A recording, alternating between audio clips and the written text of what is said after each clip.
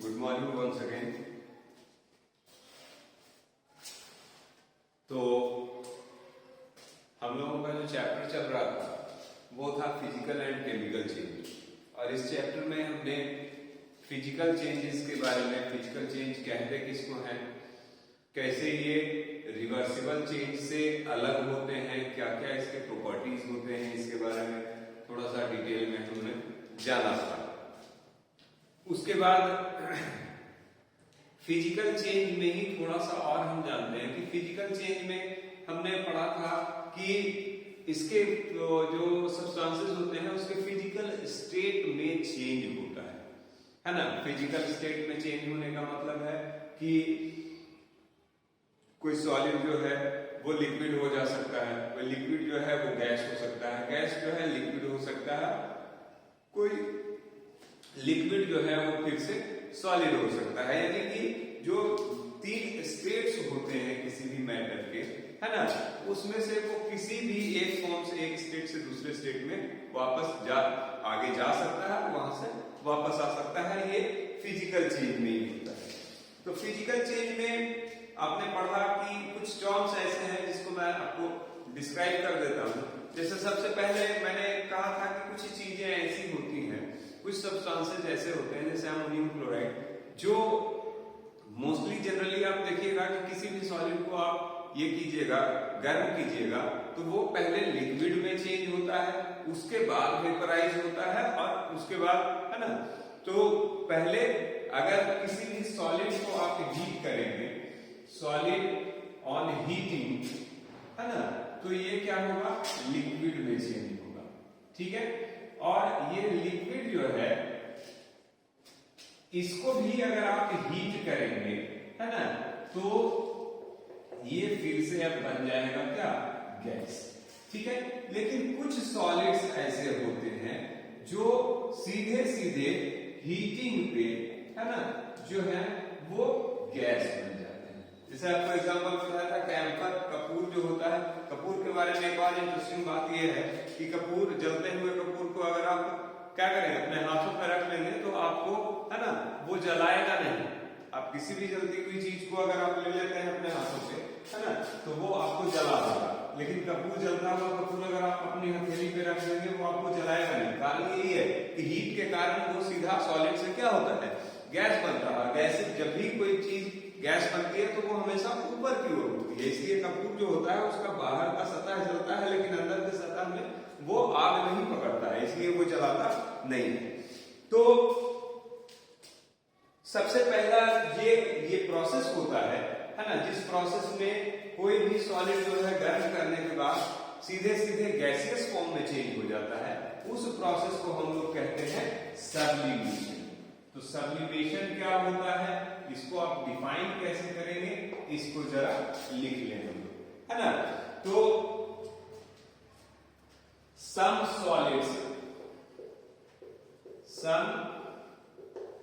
solids change into vapors,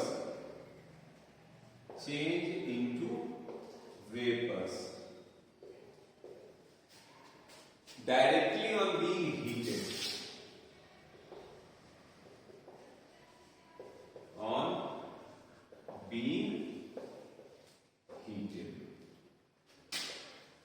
ठीक है।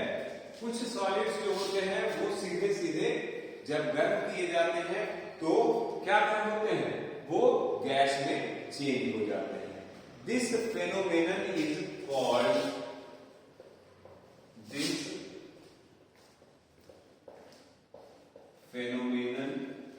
Is called what, sublimation. यह घटना जो है ये क्या कहलाती है, सब्लिमेशन कहलाती है ना। जब भी किसी सॉलिड को आप क्या कीजिएगा, गर्म कीजिएगा, तो वैसी स्थिति में ये क्या हो जाएगा, सीधे ये लिक्विड में चेंज नहीं होगा, बल्कि सीधे सीधे क्या होगा, गैस में चेंज हो जाएगा, है ना। तो और ऐसे सॉलिड जिनको आप जब गर्म कर रहे हैं, तो गर्म करने के बाद ये गैस में चेंज हो जा रहा है। अब इन गैस को, इस गैस को जब आप क्या करेंगे, किसी जगह पे कलेक्ट करेंगे, और कलेक्ट करने के बाद आप उसको ठंडा करेंगे, तो ये लिक्विड में फिर चेंज नहीं होगा, बल्कि सीधे सीधे क्या हो जाएगा, सॉलिड में चेंज होगा। यानी इसका जो फॉर्मूला होगा वो इस तरह से होगा, सॉलिड है ना ऑन हीटिंग तो गैस सीधा, और गैस ऑन कूलिंग तो ये सीधा क्या, सॉलिड। बात समझ में आ रही है ना। तो ये जो प्रोसेस होता है ये क्या कहलाता है, इसको भी जला दीजिए, है ना। ये सब्लिमेशन तो प्रोसेस हो गया कि सॉलिड को आपने चेंज किया, सॉलिड को हीट किया तो वो चेंज हो गया किस चीज में, गैस में। तो ये प्रोसेस सब्लिमेशन हो गया, है ना। और ये जो प्रोसेस होता है इसको हम लोग सब्लिमेट कहते हैं। सब्लिमेट कौन सा प्रोसेस, तो on being cooled the vapors change into solid again, the vapors change into solid again। बात समझ में आ गई, है ना। सॉलिड है, गर्म किए, गैस हो गया, उस गैस को फिर जब आप ठंडा करेंगे तो फिर से वो लिक्विड नहीं बन के, है ना, क्या हो जाता है, सीधे सीधे बन जाता है आपका सॉलिड। तो दिस सॉलिड इज कॉल्ड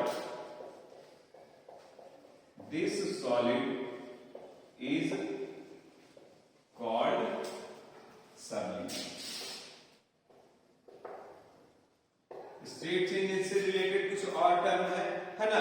जब आपको फ्रीजिंग, ये भी आप समझ लीजिए क्या होता है ना।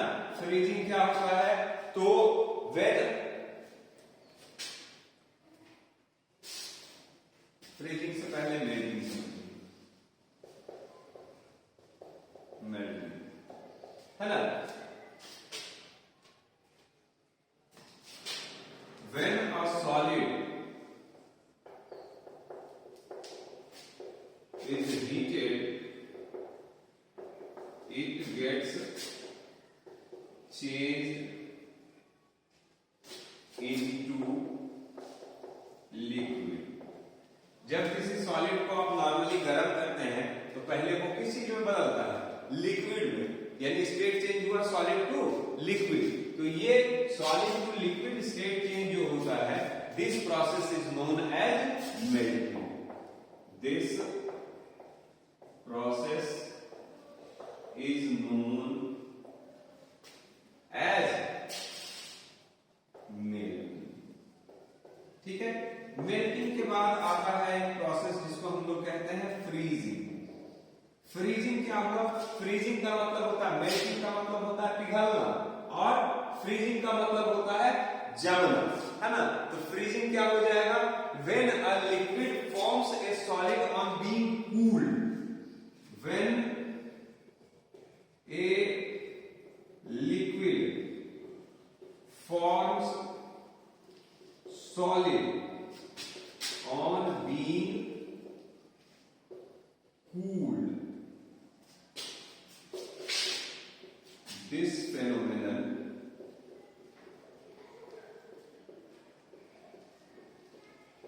is called freezing। देखिए इसको समझ लेते हैं हम एग्जांपल से। जैसे हम मान लेते हैं कि ये वाटर है, पानी को आप गर्म कीजिए, ये आइस है ना। आइस को आप गर्म कीजिएगा, ये क्या बनेगा, वाटर। आइस हो गया आपको सॉलिड, वाटर हो गया आपको लिक्विड। ठीक है। इसी को आप रिवर्स कीजिए, है ना। यहां पे वाटर है, इसके टेम्परेचर को आप कम कीजिए, कूलिंग, ये क्या बन जाएगा, आइस। यहां पे ये क्या है, लिक्विड है, यहां पे ये क्या है, सॉलिड, है ना।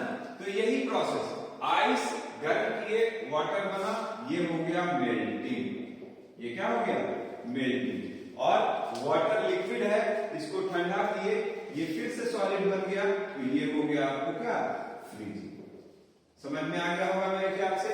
मेल्टिंग क्या होता है, जब कोई सॉलिड लिक्विड में चेंज होता है वो प्रोसेस मेल्टिंग कहलाता है। जब कोई है ना लिक्विड जो है फिर से सॉलिड में चेंज हो जाता है ना, उसको हम लोग क्या कहते हैं, फ्रीजिंग कहते हैं। इसके बाद इसी में एक और टर्म आ जाएगा आपका वेपराइजेशन, उसको भी देख लेते हैं हम लोग। वेपराइजेशन क्या होता है,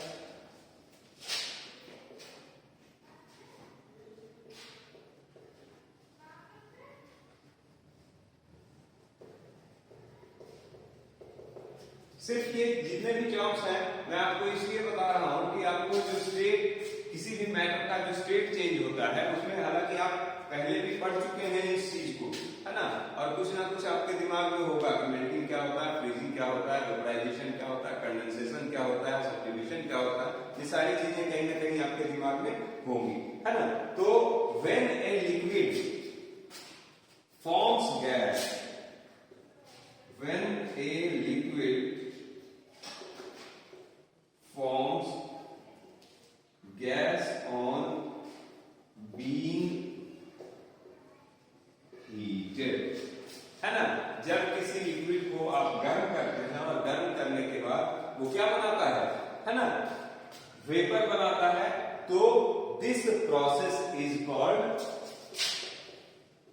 the process is called vaporisation. ठीक है, इसी में एक और टर्म होता है जो होता है कंडेंसेशन, इसको भी मैं एग्जांपल आपको बता दूंगा। ठीक है,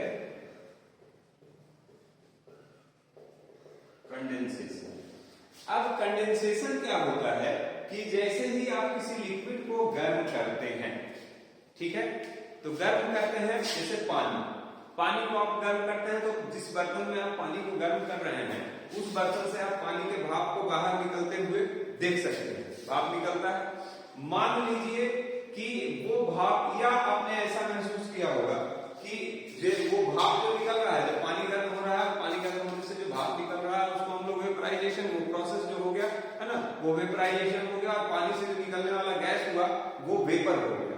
ठीक है, अब मान लीजिए कि कभी ऐसा होता है कि आप देखते हैं कि आप एक कांच का गिलास ले लीजिए, उसमें फ्रिज से निकालिए एक बॉटल पानी वाला जो ठंडा है, और उस ठंडे पानी को आप ग्लास में डालिए। आप देखिएगा कि जैसे ही आप ग्लास के अंदर पानी डालते हैं तो ग्लास के आउटर सरफेस पे पानी की छोटी छोटी बूंदें आपको चिपकी हुई दिखाई देती है। पानी तो आपने ग्लास के अंदर डाला है ना, लेकिन बाहर कहां से पानी आ गया?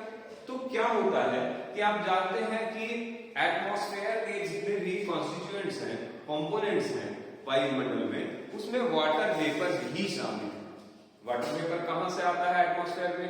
ये भी आपने पहले पढ़ा है कि पौधे जो हैं उनमें वाटर लॉस होता है in the form of vapour, जिसको हम लोग ट्रांसपिरेशन कहते हैं। हम लोग जो सांस छोड़ते हैं, है ना, उस सांस में भी पानी, वाटर वेपर की कुछ मात्रा होती है।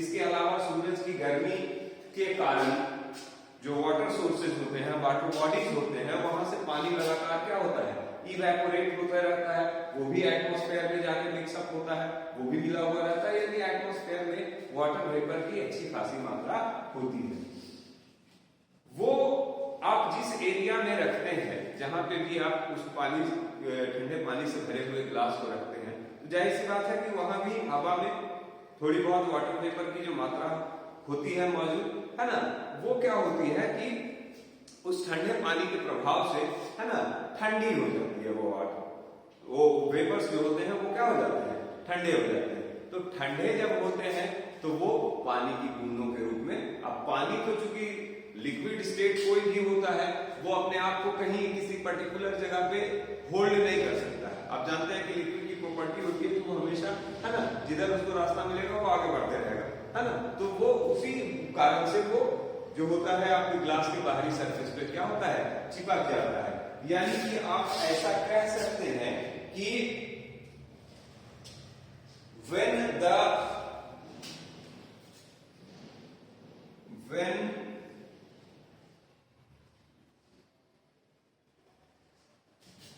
vapors, when gas changes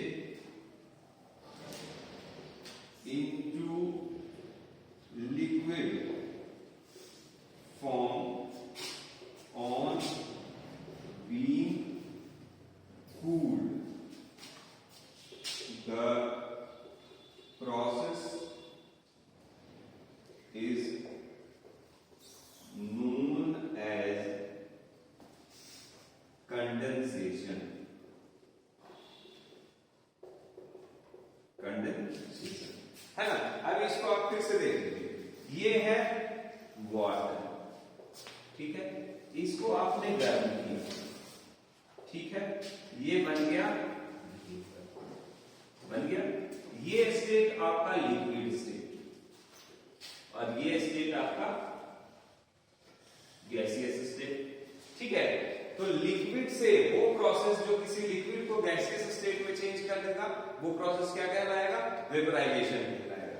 इसी प्रोसेस को आप समझ लीजिए, पानी के भाप को आप कहीं पे जमा कर लीजिए, उस जगह के टेम्परेचर को आप कम कर दीजिए, ठंडा कीजिए, तो ये वेपर जो है वो फिर से क्या हो जाएगा? लिक्विड के रूप में चेंज हो जाएगा, है ना। Just opposite of the first process. तो आप ये प्रोसेस जो होता है ना, यहां वेपर हो गया आपको गैसियस और यहां पे हो गया आपको ये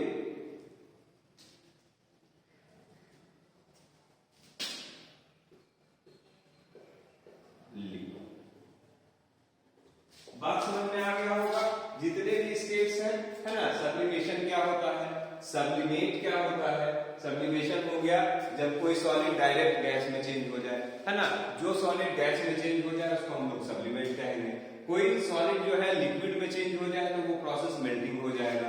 कोई लिक्विड जो है वो सॉलिड में चेंज हो जाए, वो प्रोसेस फ्रीजिंग हो जाएगा, है ना। कोई लिक्विड गैसियस स्टेट में चेंज हो जाए, वेपराइजेशन हो जाएगा। और कोई गैस जो है वो वापस से लिक्विड में चेंज हो जाए, तो इस प्रोसेस को हम लोग जो कहेंगे वो कहेंगे क्या? कंडेंसेशन।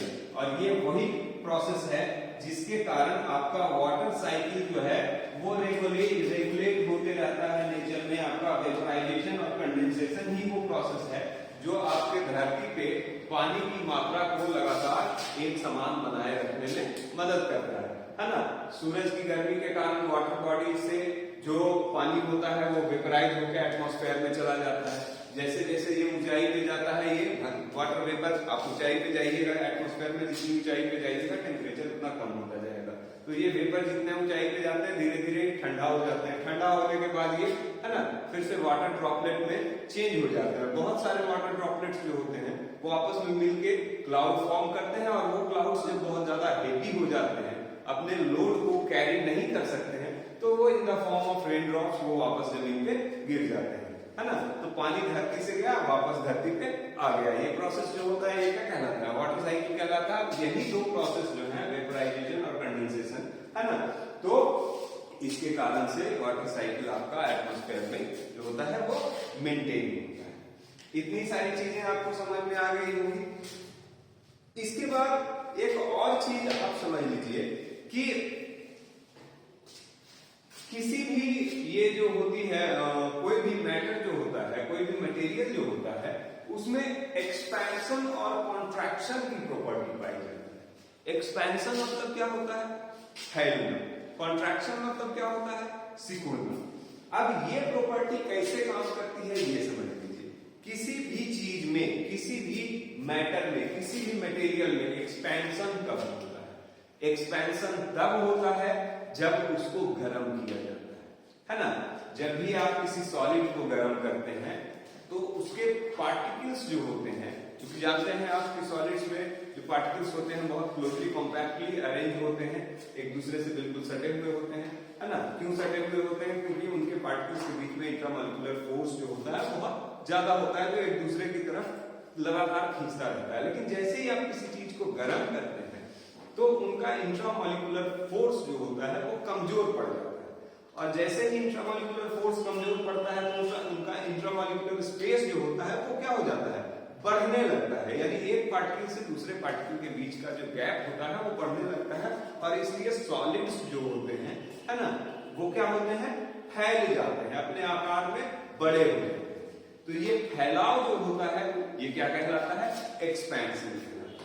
अब ये चीज को आप उल्टा कीजिए, रिवर्स कीजिए, यानी कि कोई चीज है, कोई सॉलिड है, आप उसको और ज्यादा ठंडा कीजिएगा, तो जितना ज्यादा आप ठंडा कीजिएगा उसके पार्टिकल्स के बीच में इंट्रामोलिकुलर फोर्स उतना ज्यादा और बढ़ेगा, और जितना इंट्रामोलिकुलर फोर्स जब बढ़ेगा, है ना, तो वो पार्टिकल्स को और एक दूसरे के नजदीक खींचेगा, और नजदीक खींचेगा तो उसका ये जो होगा नतीजा होगा कि